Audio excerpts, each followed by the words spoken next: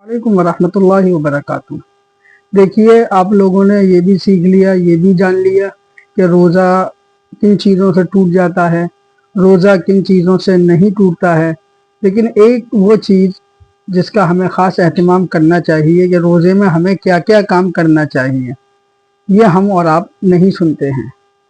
रोज़ा किस चीज़ से मकरूह हो जाता है ये भी सुन लिया। अब हम आपको बता रहे हैं मुस्तहब्बात रोज़ा।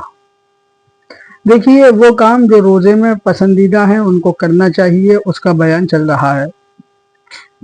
ये 10 चीज़ें हैं जिसका हमें एहतमाम करना चाहिए।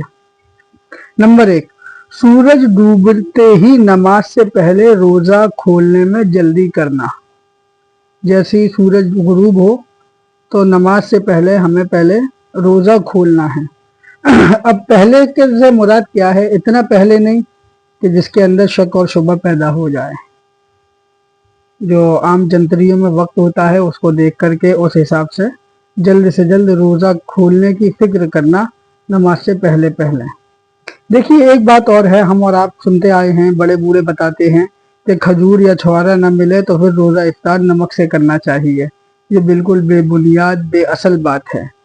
खजूर या छुहारे से इफ्तार करना, और अगर खजूर या छुहारा मयस्सर ना हो तो सबसे बेहतरीन दर्जा पानी का है, फिर पानी से इफ्तार करें। नंबर 3, जिस चीज़ से रोज़ा इफ्तार किया जाए वो ताक अदद हो। जैसे कि मिसाल के तौर पे आपने एक खजूर खाई, उसके बाद एक और खा ली, तो अब मुनासिब तरीक़ा ये है, मुस्तहब तरीक़ा ये है कि आप एक खजूर और खाएं। 1 खाएं, 3 खाएं, 5 खाएं, जो भी चीज़ आप रोज़े जिससे इफ्तार कर रहे हैं उसका ताक अदद होने का ख्याल रखें, लिहाज रखें। नंबर 4, इफ्तार करते हुए दुआए मासूरा का पढ़ना। रोज़ा खोलने की दुआ जिसको बोला जाता है, अल्लाहुम्मा लका सुमतु व बिका आमनतु व अलैका तवक्कलतु व अला रिज़्क़िका अफ़्तरतु। इसके बहुत से अल्फाज आए हैं, आप वो भी पढ़ सकते हैं। नंबर 5, सहरी में कुछ ना कुछ ज़रूर खाना।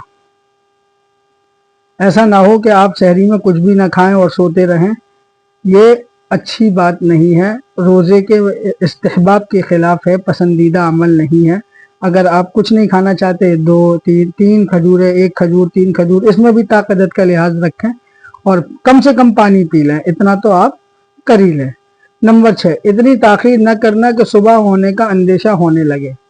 आप सहरी कर रहे हैं तो इतना देर तक ना करें, इतनी लेट ना करें कि ऐसा लगे कि तुलू हो चुका है, यानी कि नमाज फजर का वक्त शुरू हो चुका है। इससे फिर आपका रोज़ा ही नहीं होगा, तो इसलिए ज़रा एहतियात के साथ इस काम को करें। नंबर 7, ज़बान को बेहूदगी से बचाना।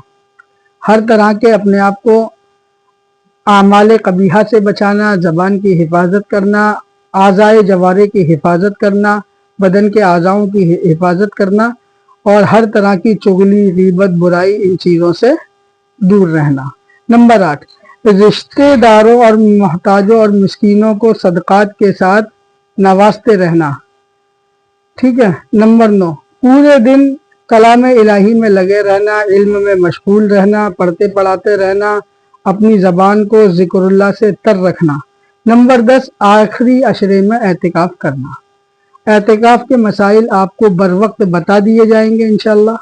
20 रमज़ान, 18-19 रमज़ान को पूरे मसाइल एतिकाफ़ के आपको बता दिए जाएंगे, और इन 10 चीज़ों पर अमल करें, और अमल करने के बाद अपने रोज़ों को बहुस्न खूबी अदा करें, और मुझे दुआओं में याद रखें। इसको आगे ज़रूर शेयर करें। अस्सलामु अलैकुम वरहमतुल्लाहि वबरकातुहू।